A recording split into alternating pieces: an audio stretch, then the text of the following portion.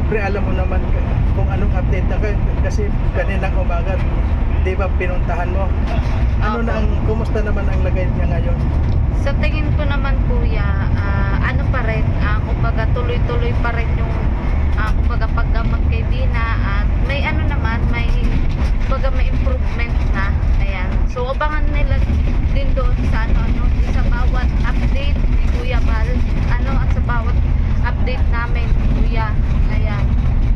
Yun, nakikita ko naman na kumbaga lahat naman gustong gumaling siya. Ayan. Pati siya, kumbaga parang nakita ko na rin na gumagaling na talaga din siya kasi tinry ko din siyang kausapin na hindi ko kasama si Caruel. Kumbaga dati kasi pumapasok talaga ako dun kasama ko si Caruel. Pero kanina naglakas loob ako na kami lang mag-asawa. At yun, napansin ko na habang kinakamusta ko siya, nakikinig na siya sa akin. Ayan, nakikinig na siya ulit. Nakikinig siya.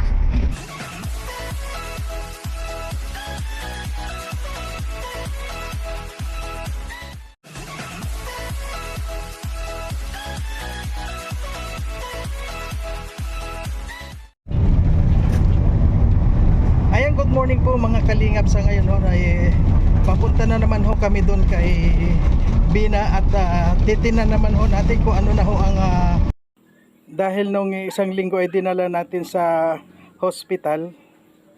So titinan ho natin kung anong lagay na niya ngayon. At tulad ng dati, nandito pa rin ho yung kanyang tiga-alaga.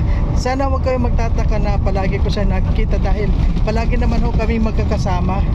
So hindi ho ako nagbibideo doon kay Bina kasi ho hindi pwede sumusunod lang ho kami sa rules na hindi kami dapat mag video doon.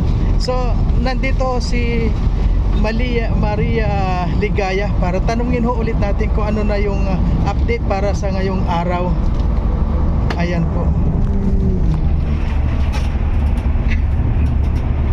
Ngayon Maria Ligaya, ano nang siyempre alam mo naman kung anong update na kasi kaninang umaga, di ba pinuntahan mo?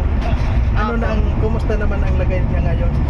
Sa tingin ko naman kuya, ano pa rin, kumbaga tuloy-tuloy pa rin yung kumbaga paggamot kay Dina at may ano naman, may kumbaga may improvement na. Ayan. So abangan nila din doon sa sa bawat update ni Kuya Bal, at sa bawat update namin kuya. Ayan. Yun, nakikita ko naman na kumbaga lahat naman gustong gumaling siya. Ayan.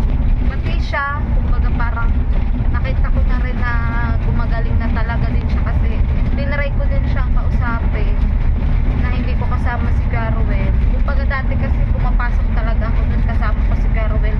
Pero kanina naglakas loob ako na kami lang mag-asawa. At yun, napansin ko na habang kinakamusta ko siya, nakikinig na siya sa akin.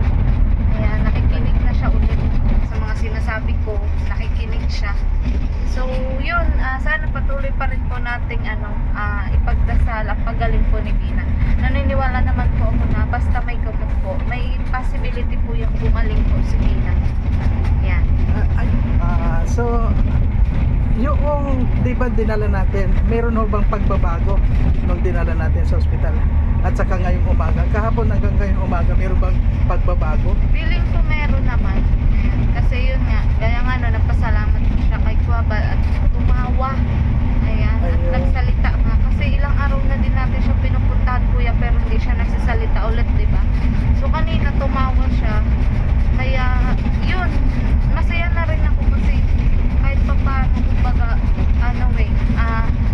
may improvement na din. Hindi ako naniniwala na walang epekto yung gamot. Talagang meron.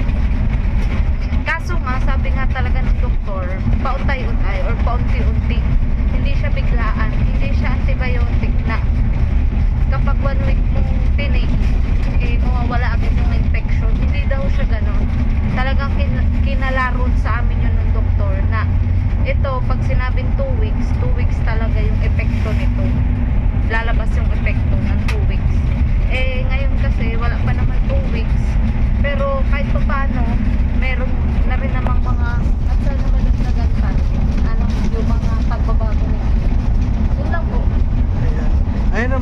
salamat Maria Ligaya sa tiyaga mo na puntahan siya. Opo. Tulad na kapag pumupunta ka ba doon na binibidyohan mo ba siya? Opo, binibigyan ko po siya, pero yun nga, nagpapaalam pa rin po tayo kay kuya kung pwede kong i-upload. Ayan, kasi pag pumupunta po ako doon na hindi ko kasama si kuya, syempre lagi din po akong tinatanong ni kuya o ano ng sitwasyon ni Bina. So, syempre kailangan ko din mag-video para kada pupunta ko din kay kuya, may ano din, may update din. Pero bago ko naman yun na-upload, pinapakunta ko muna talaga kay kuya. Ayan. Obligado talaga na video ko rin kasi ako nga yung na-assign doon ngayon. Yan lang po. Ayun. Ayun po mga kalingap, sana ho kayo magtaka sa akin po bakit panay ho ang interview ko sa kanya, ang panay ang upload ko na wala naman kayong nakikita na kumbaga picture ni Bina. Yun ho, hindi nga ho pwedeng i-upload si Bina o hindi siya pwedeng i-vlog. Yun nga kasi nga ho, meron kaming mga rules na hindi po pwede. Kaya pasensya na ho kayo mga kalingap kung hindi ko man ho naisasama sa ating mga video si Bina. Pero ho, kumukuha ho tayo ng update dito kay Maria Ligaya dahil siya ho ang palaging pumupunta doon. At maraming po salamat sa lahat ng mga nanonood ng aking views, ng aking video. Maraming salamat po. Ayan. At Please yung support po Marius Vlog. Ayan. Isang baguang pong charity vlogger pero nagsisikap rin naman po yan si Kuya Mark. ayan. Para lumaki rin po ang kanyang channel. Ayun ho, marami pong salamat at yung mga hindi pa ho nakaka-subscribe sa aking channel, please subscribe po at pakiclick na rin ho yung notification bell para maging updated ho kayo sa lahat ko pang gagawin mga video. At wag ho natin kalimutan na suportahan Kuya Bal Santos Matubang, Yan. Ate na Vlog at Kalinga Prab. Ayan po, marami pong salamat sa lahat ng nakapanood. Bye-bye po. Hanggang sa muli ho na aking pag-update uli. Ngayon ho ay araw ng Martes at yan na muna ho ang update natin para sa inyo para malaman ninyo kung ano ang lagay na ni Bina at sana po magaling na siya at wag ho kayong mag-alala dahil ngayon ho gumagaling na siya. Ayan, ngayon ho mga kalinga pupunta ho tayo ngayon sa farm ni Kuya Bal at pagkatapos nga ho namin sa kunin si Maria. Ngayon sama-sama na naman kami papunta dito sa farm para ayun, alam nyo na ho, para mag-relax muna. Ayan, samahan nyo kami, mamimitas kami ng mga kwan dito, pinya, yung mga sinauna. At marami pong salamat sa lahat. Ayan, hanggang dito na lang po. Ayan.